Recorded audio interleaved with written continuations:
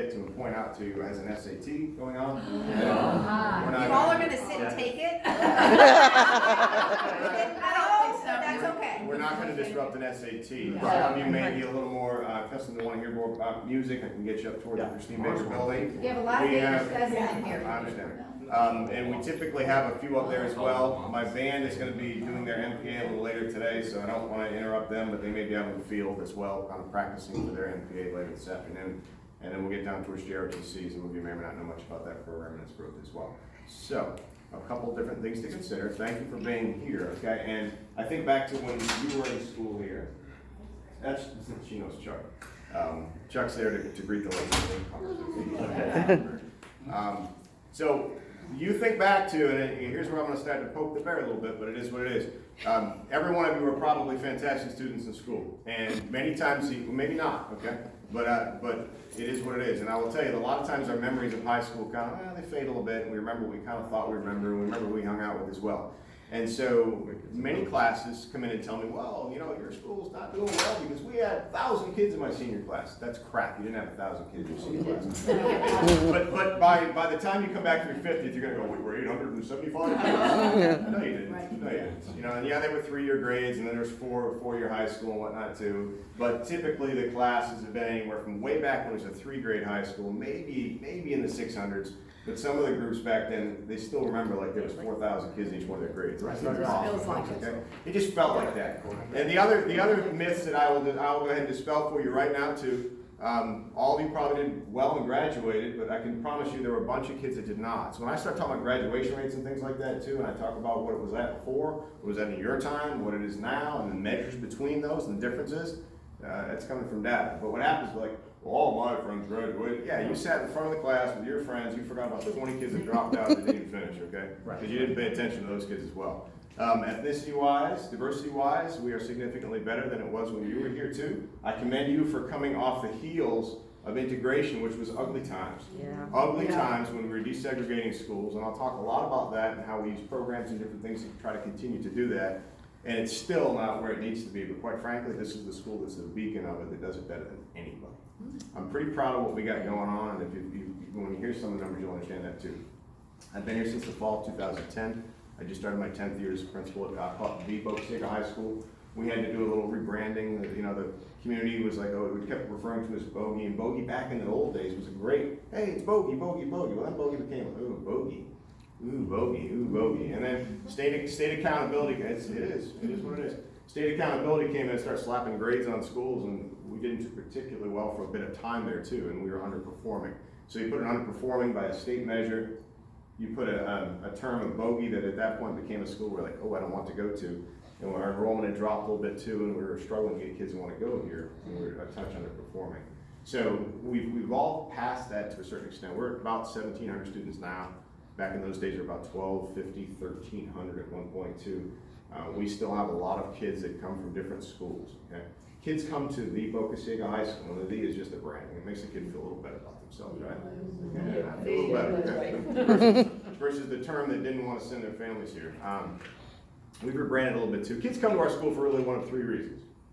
And you're either zoned here because this is the school that you live right across the street and you go to, or you pick an application program. Application programs, we have 2.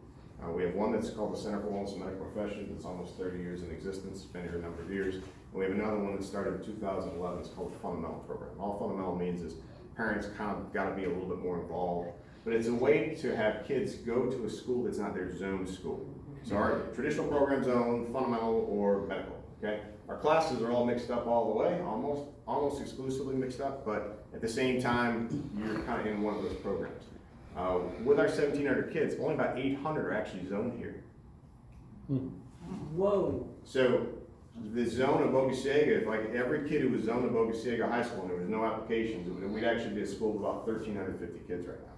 Yeah. But we don't get all 1,350 of those kids because of this thing called white flight, okay? Because I'll explain, okay? White flight is all the rich kids on the beaches that say, oh, I don't know that I want to go to a school that's that diverse. And I said, all right, do your thing, man. If that don't work for you, there's a school for you somewhere. There is a full application fundamental program school called Osceola High School that opened up about 2012 or 13 as a fully fundamental.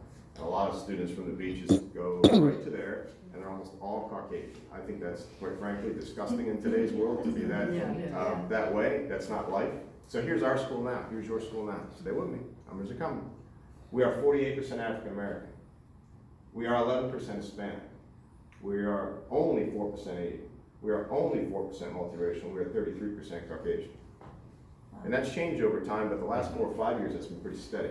I have to work very hard to get Asian and Hispanic kids to come to school. I want this to be the biggest melting pot of kids, because that's what life is like, okay?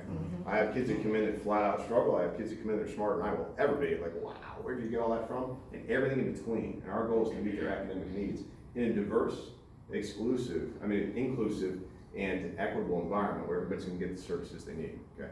We have a ton of services. We get kids that come from all kinds of different places. But when you're drawing that many kids in, what you're typically doing is take kids from other schools. So this school that's Gibbs to our east, their enrollment's dropped about 700 since Boca Ciega's done well. Lakewood High School's enrollment's dropped quite a little bit as well. We draw lots of kids in as well. And I view that as kind of like a wrestling match, meaning that I want to get more kids from your school than I send to you, right? And I want to shut your school down, right? Within reason. Right? Yes, ma'am. How do all the kids get to school that are not from this Yeah, area? great point too. There's all kinds of busing rules based on what program you're in, but we have 18 different buses that run.